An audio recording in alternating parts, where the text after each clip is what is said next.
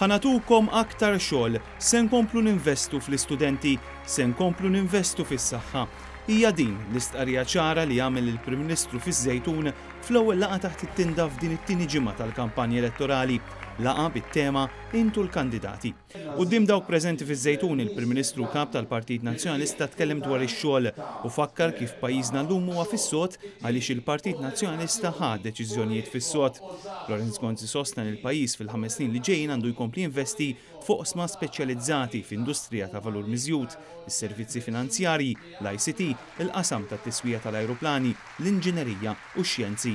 Fuq ix-xogħol ħanaħdmu ħantukom iktar xogħol. It-tieni fuq l-edukazzjoni u liedkom u żgħażagħ ta' pajjiżna huma l-iktar oġġett prezzjuż li għandu dal-poplu tagħna.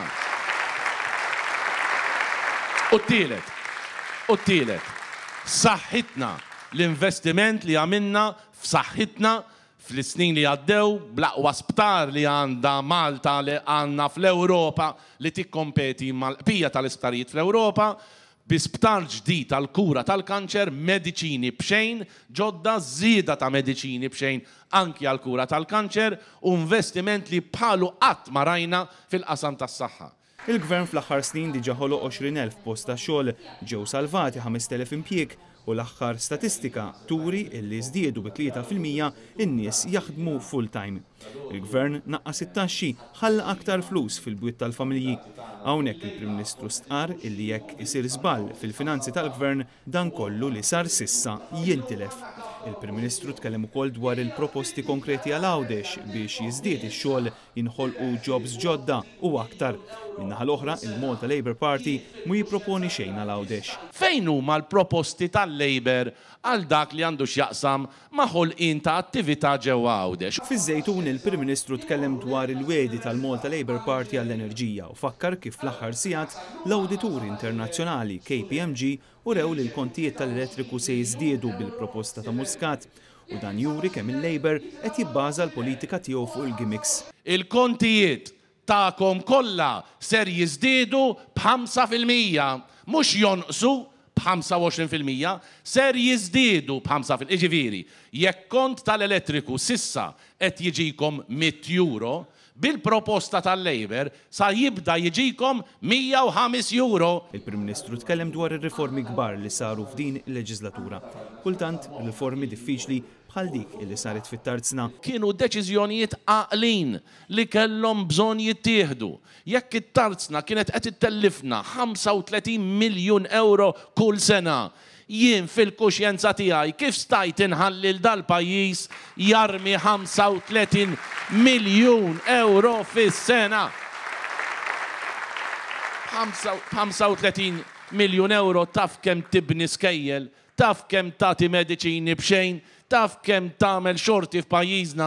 Lorenz Gonzi qal ukoll li Joseph Muscat qed jagħmel ħażin li juża l-pazjenti tal-kanċer biex jattakka l-Gvern u jipprova jbeżza. Dr. Muscat qed jipprova jbeżza lin-nies b'statistika li hi falsa.